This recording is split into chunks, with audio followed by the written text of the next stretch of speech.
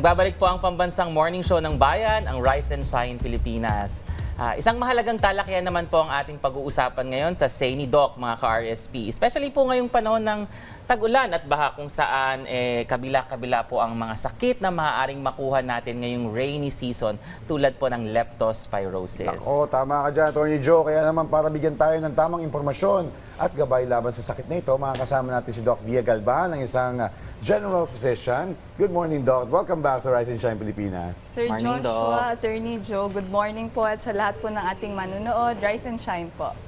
Doc Via, una sa lahat, maaari niyo po bang ipaliwanag kung ano po ba yung leptospirosis at paano po ba nakukuha yung sakit na ito? Po, Attorney Joe, importante na pag-usapan natin ang leptospirosis, no? Kasi ito yung sakit, no, na common or usually dinadala ng panahon, no? Ngayong tag-ulan, mas common siya, no, mas karaniwan. So, ang leptospirosis is actually, no, infection na nakukuha sa bacteria na Leptospira, no? Usually, ang Leptospira, no, hindi naman natin nakukuha yan dahil naubuhan tayo, no? Hindi natin nakukuha yan dahil nahawa tayo ng isang tao, no? Mas kadalasang nakukuha ang Leptospira if, kunyari, no, meron tayong exposure sa baha, no?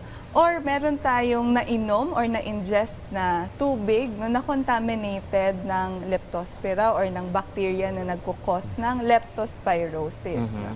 So, ang importante dyan, no, usually kapag tag-ulan, no, maraming instances no, na yung baha, no, nauungkat niya or at least no, nagre-resurface yung mga dumi no, na pwedeng makontaminate ng Leptospira. No? So, importante no, natandaan natin na yung exposure talaga doon sa tubig no, na may contamination ng bacteria na yun, pwede po talagang magdulot or magkaroon ng risk ng leptospirosis. Okay. So, kumpirmahin na natin, Doc. Ito ba'y nakukuha lang? Kasi ang alam na ng karamihan, nakukuha lang daw sa ihi ng daga. Meron bang ibang hayop na pwedeng maging carrier nitong Leptospira? Okay. Ito yung importante, Sir Joshua, kasi no, usually daga no, or ihi ng daga yung common cause. Tama naman yun, pero hindi lang po daga ang pwedeng maging carrier nito. Pwede pong aso, ihi ng aso, no, ihi ng kabayo, no, ihi ng mga farm animals, no. Actually pwede, no.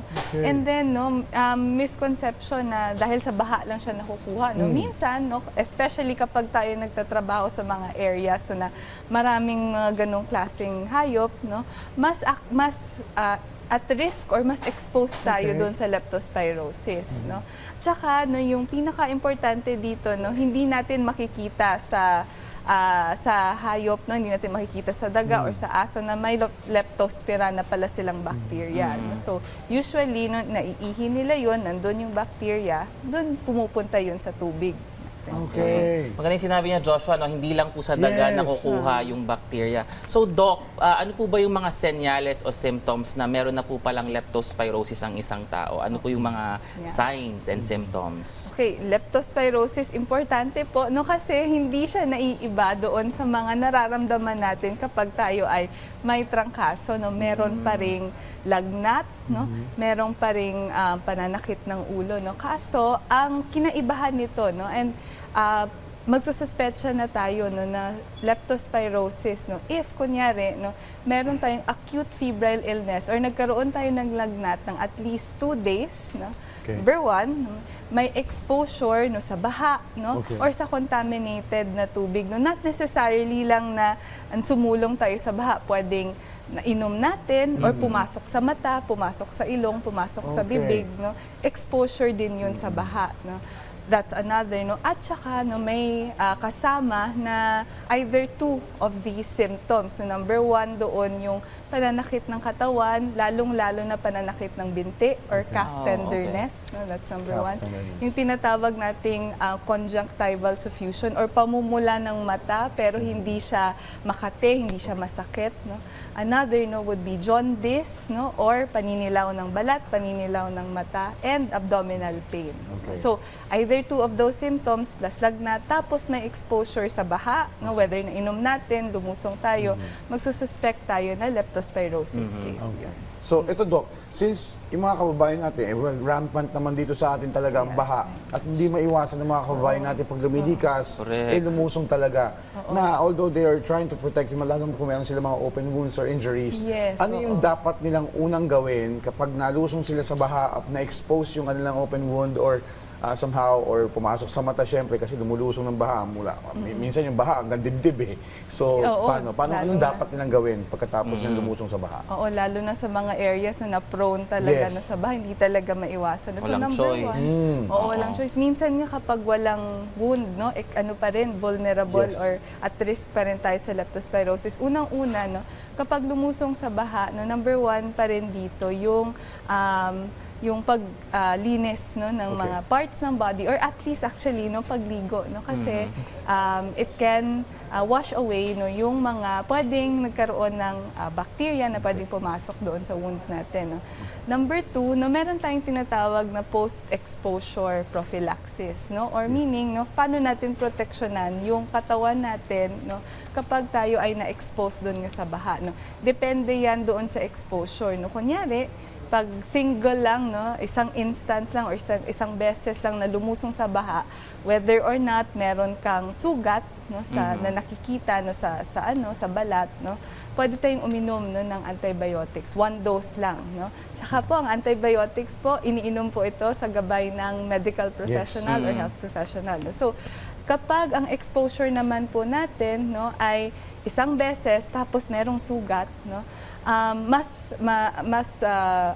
mas longer yung pag-inom natin ng antibiotics. Okay. Pero kapag patuloy na lumulusong sa baha, tsaka may wound, no, especially doon sa mga rescuers natin, no, kapag as long as you're exposed no doon sa baha, no, doon sa areas na pwede kang magkaroon ng leptospirosis, no, yung advice po natin is mag-inom ng or uminom ng post-exposure prophylaxis hanggang ikaw ay exposed. Okay. Yon.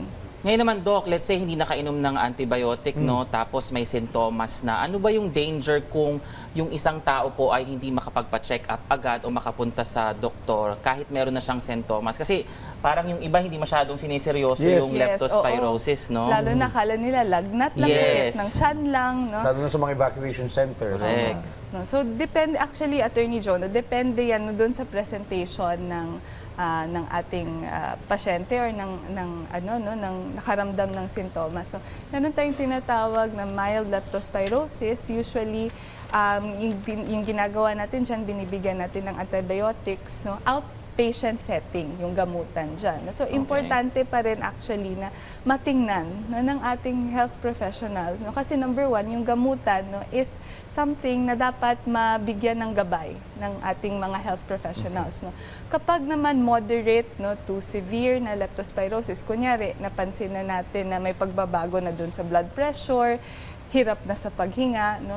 Usually inpatient, no, or sa hospital setting yung ginagamot, no. So hindi na pwede yan or hindi na kaya niya ng oral lang na antibiotics. Nagbibigay na tayo ng parenteral or IV antibiotics, penicillin G. No? So yun yung binibigay natin. So importante pa rin no, na kapag may sintomas and lalo na kapag nasa areas tayo na binabaha, importante na matingnan ng ating mga health professionals. Pa rin. Okay. So, maliban sa pag-iwas sa paglusong sa baha or exposure, are there any recommended vitamins or supplements na pwedeng i-take para mas mapalakas yung resistensya at hindi ka agad-agad maapektuhan itong leptospirosis? Is there something like that? Number one pa rin yung avoidance, Avoidance, no? okay. Actually, no? Kasi Okay. yung leptospirosis, nakukuha talaga Yes. siya kapag na-expose ka doon sa area na yun. Although, no, hindi rin masama no, kapag napapanatili nating malakas ang ating resistensya. No?